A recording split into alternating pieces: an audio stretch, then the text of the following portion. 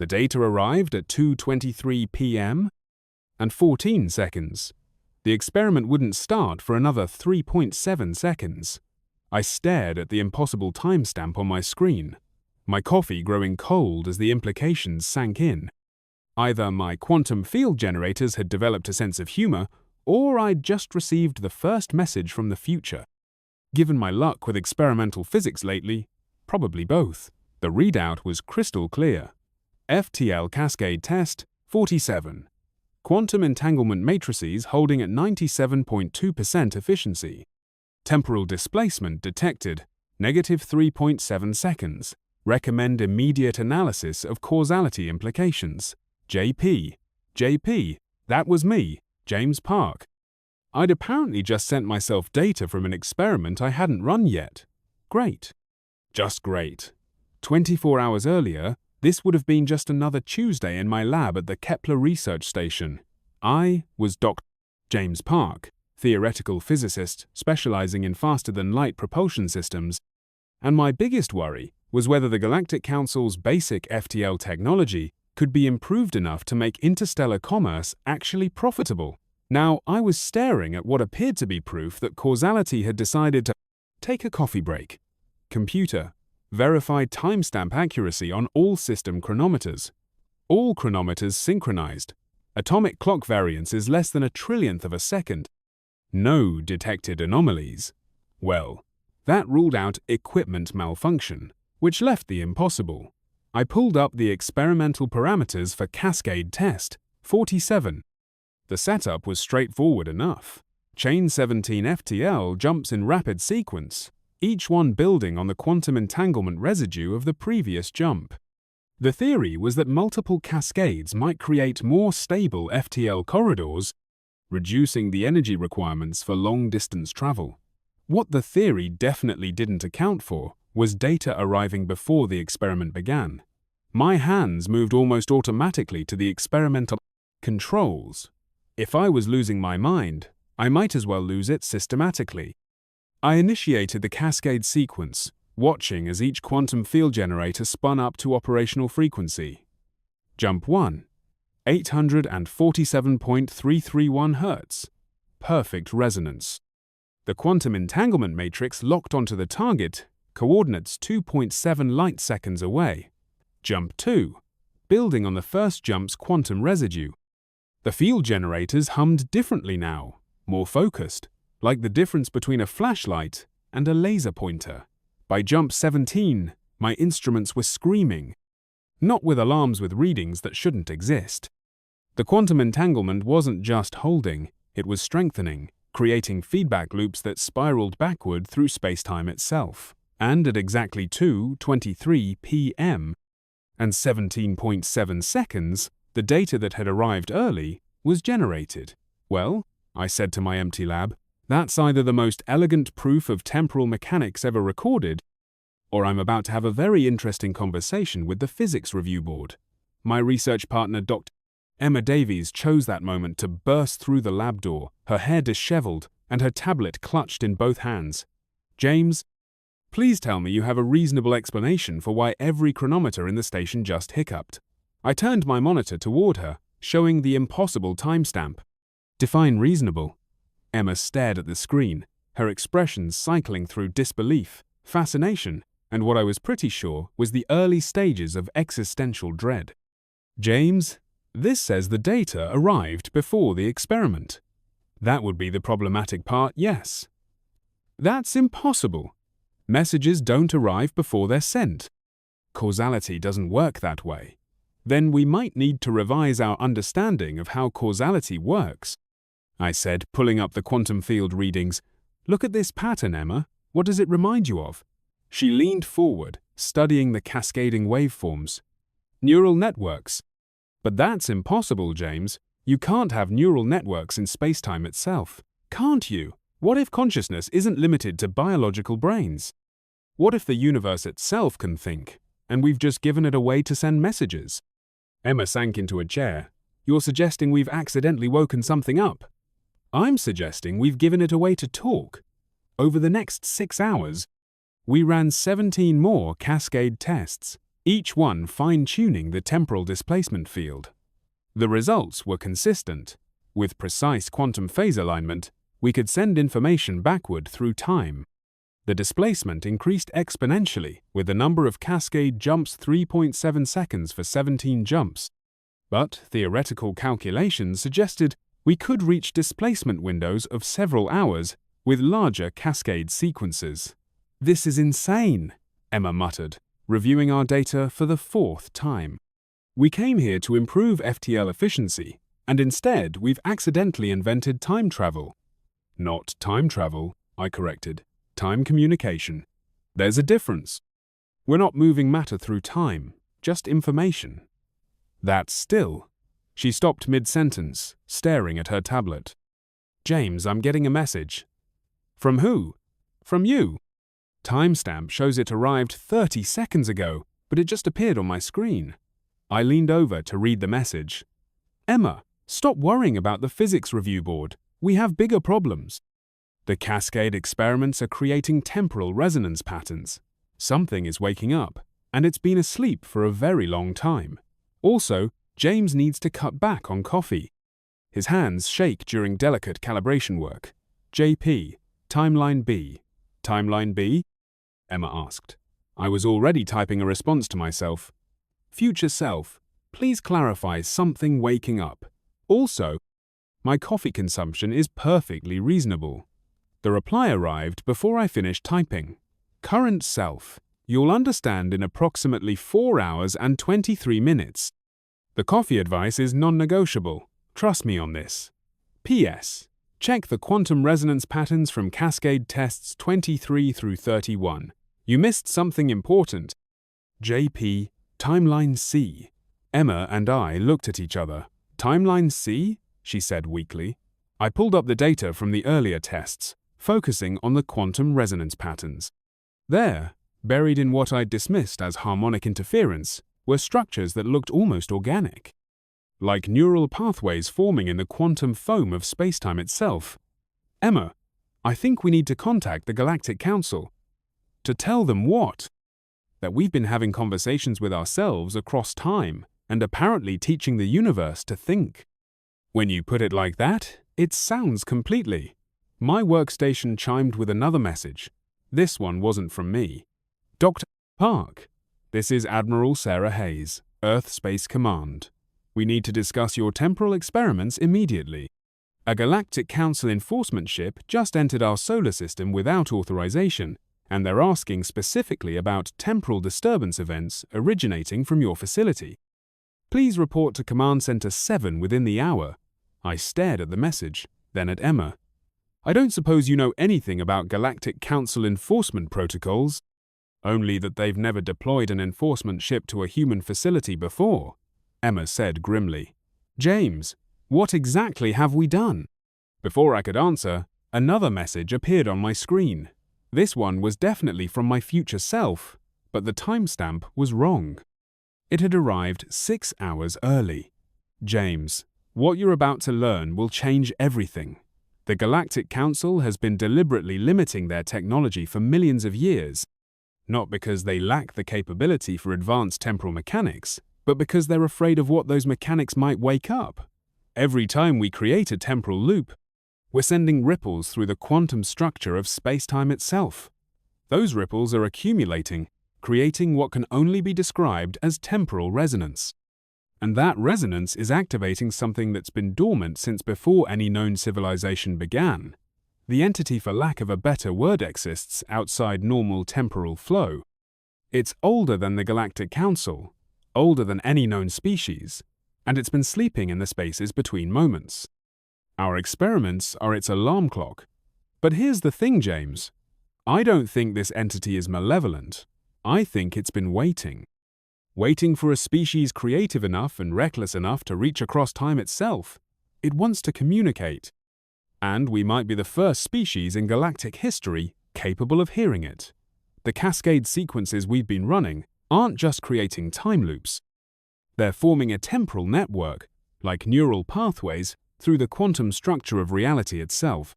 We're accidentally building a communication system that spans all of time and space.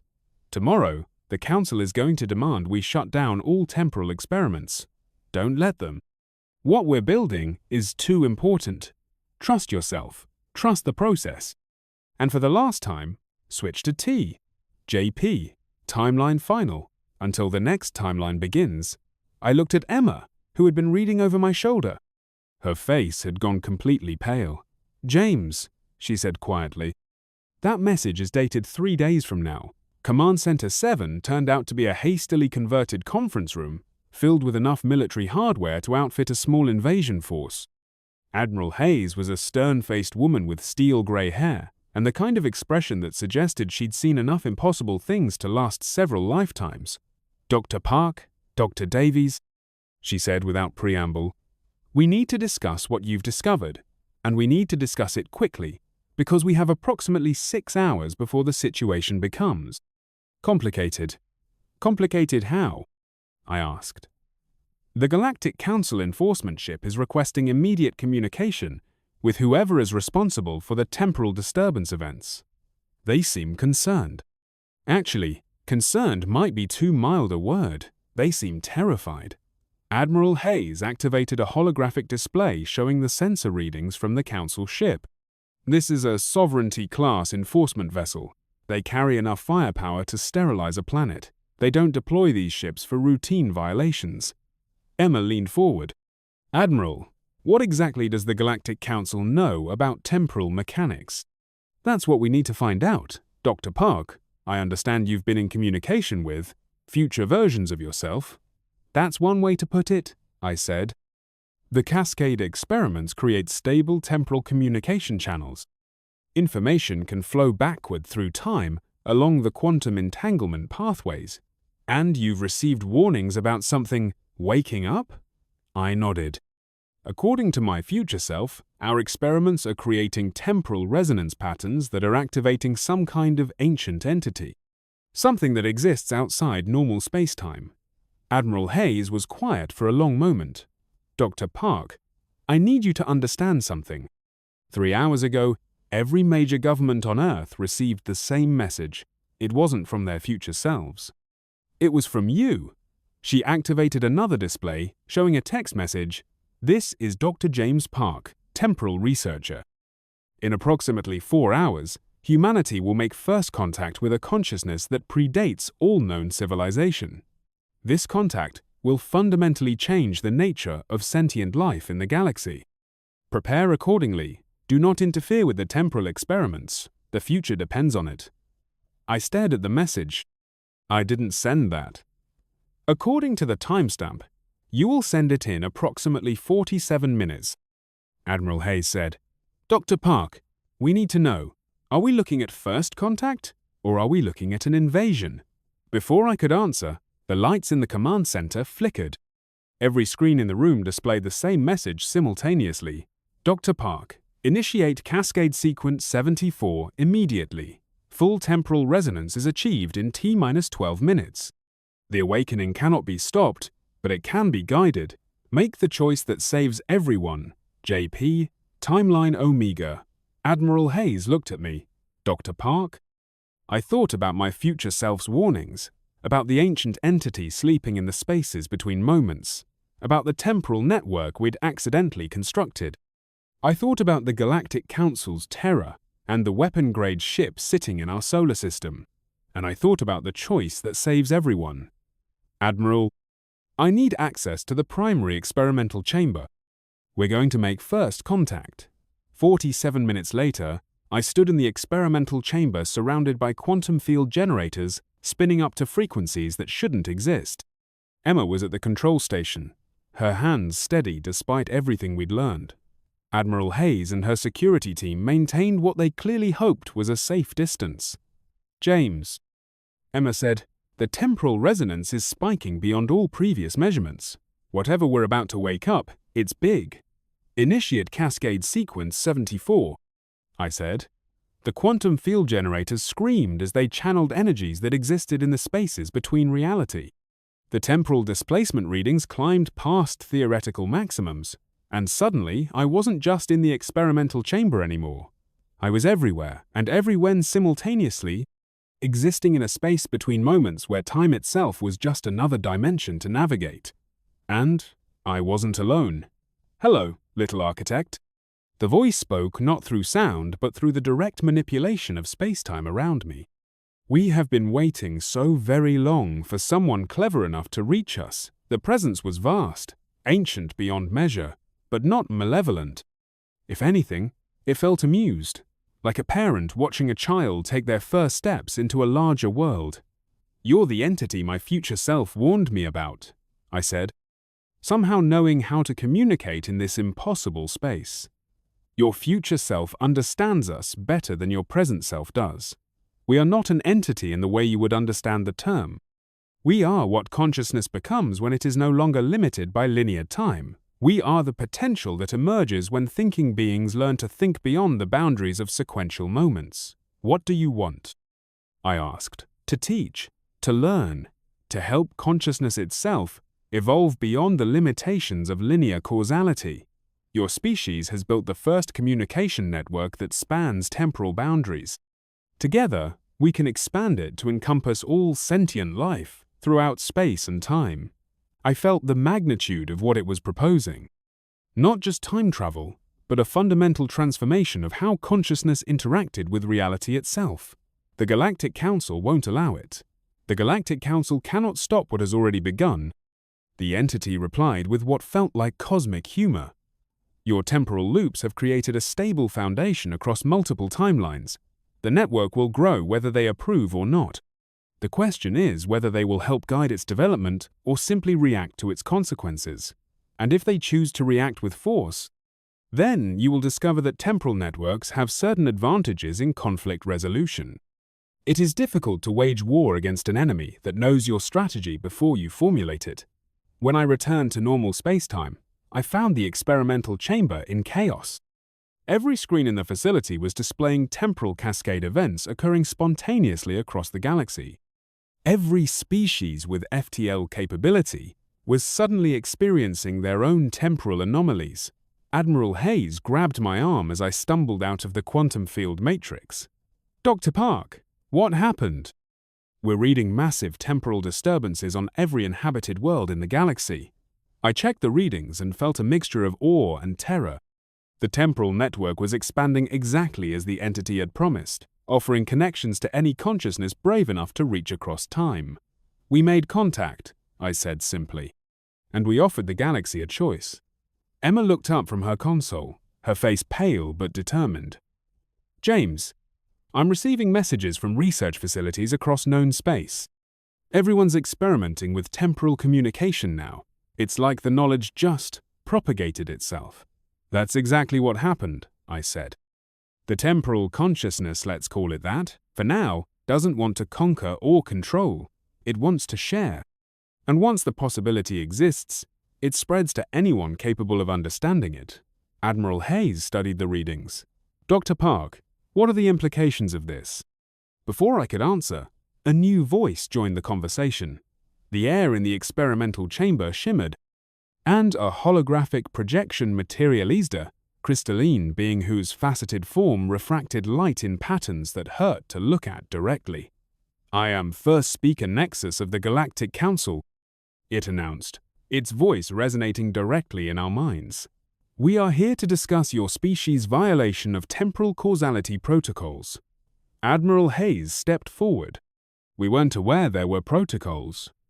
"Ignorance does not excuse the consequences," Nexus replied, its crystalline form shifting in what might have been agitation. "Your species was given basic FTL technology with the expectation that you would use it responsibly for simple interstellar travel. Instead, you have awakened something that we have spent millions of years avoiding." I couldn't stay silent. "You knew about the temporal consciousness. We know of the entity that exists in the spaces between moments. Yes, we have carefully designed our technologies to avoid creating the temporal resonance that might wake it. Your species has shown no such wisdom." "Maybe because wisdom isn't always about avoiding risks," I said. "Maybe sometimes it's about taking them. You've spent millions of years building a stable, safe, limited civilization. We've spent 70 years accidentally discovering things you never imagined. The crystalline being's form pulsed with what I was beginning to recognize as surprise. Dr. Park, do you understand what you have unleashed?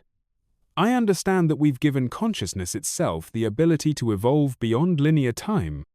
I understand that problems that have plagued civilizations for millennia can now be solved by consulting their own future solutions. I understand that we've built something unprecedented. And I understand, Emma added, reading from her console, that war casualties across the galaxy have dropped by 73% in the last 6 hours. Apparently, it's hard to commit atrocities when your future self is sending you detailed reports about the consequences. First speaker Nexus fell silent for a long moment. When it spoke again, its mental voice carried a note I hadn't heard before, something that might have been wonder.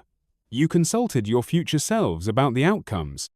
We consulted everyone's future selves about the outcomes, I corrected.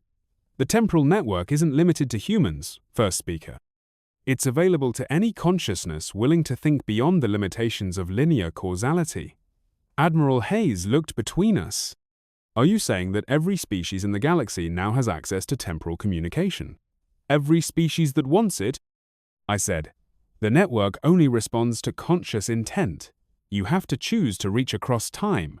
Over the following weeks, reports poured in from across the galaxy. Species that had never cooperated before were collaborating across temporal boundaries. Problems that had seemed intractable were being solved through consultation with future versions of the civilizations facing them. Wars were ending before they began as societies learned the long-term consequences of their conflicts. The Galactic Council was in upheaval, but it wasn't the chaos I'd expected. Instead, they were discovering that temporal communication had certain advantages for diplomatic negotiations. First Speaker Nexus visited our facility one final time. Its crystalline form more stable than I'd ever seen it. Dr. Park, it said, we owe your species an acknowledgement. We have spent millions of years avoiding risk, and in doing so, we have avoided growth. Your temporal experiments have reminded us that evolution requires change. What changed your mind? I asked. We consulted our own future selves, Nexus replied, and I could swear I detected humor in its mental voice. It seems that temporal diplomacy has resolved several conflicts that conventional methods could not. The Council has voted to embrace the temporal network. And the temporal consciousness? It appears, Nexus said carefully, that we may have misunderstood its nature. Our future selves report that it is less an entity to be feared and more a natural evolution of consciousness itself. We are adapting our understanding. 6 months later, I stood in the new Temporal Research Institute, watching as human and alien scientists work together to expand the temporal network. The galaxy had changed in ways no one could have predicted. Dr. Emma Davies approached, carrying a message pad. James, you've got mail. From yourself. Naturally. I read the message and laughed. Congratulations on not destroying causality. The temporal consciousness wants to discuss expanding the network to parallel universes next week. The mathematics are fascinating, and the philosophical implications are even better.